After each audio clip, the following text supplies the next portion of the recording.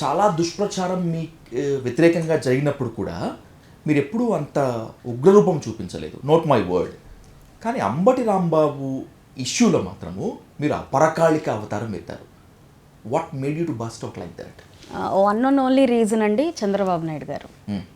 ఒక రాష్ట్ర సీఎంని ఆయన అలా అంటే స్టిల్ ఇంకా వాళ్ళు ఒక వ్యక్తిత్వాన్ని మార్చుకోకుండా అదే పరిస్థితిలో ఉంటే ఎలా ఉంటుందంటే, ముందు పార్టీ పట్ల, పార్టీ నాయకుల పట్లే ఒక చిన్న చూపు వచ్చే అవకాశం ఉంటుంది కామన్ మ్యాన్లో. At the same time next generation కూడా వీ కెన్ స్పీక్ ఎనీథింగ్. మనకి ఏదైనా ఒక కోపం వస్తే ఎలా అయినా మాట్లాడచ్చు, మనకి ఏదైనా ఒక వ్యక్తి నచ్చకపోతే ఎలా అయినా ప్రవర్తించవచ్చు. Already we see in social media.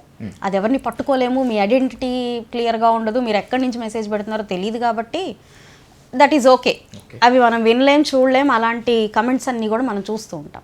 But మీరు ఒక ప్రజాప్రతినిధిగా ఆల్రెడీ ఉన్నారు, మిమ్మల్ని నమ్మి సర్టెన్ పీపుల్ మిమ్మల్ని ఎలక్ట్ చేసుకున్నారు, మీరు ఒక మినిస్ట్రీ కూడా చేస్తున్నారు. ఇంత ఎక్స్పీరియన్స్ ఆర్ ఇంత రిప్రజెంటేటివ్గా మెలిగిన మీరు కూడా ఇలా మాట్లాడితే మీరు నెక్స్ట్ జనరేషన్కి వాళ్ళు ఎలా పడితే అలా ఉండొచ్చు అని ఒక మెసేజ్ ఇచ్చినట్టే అవుతుంది. యాజ్ ఏ, మీరు ఇందాక అన్నారు మీరు ప్రిలిమ్స్ ప్రిపేర్ అయ్యారు, ఎడ్యుకేటెడ్ అని.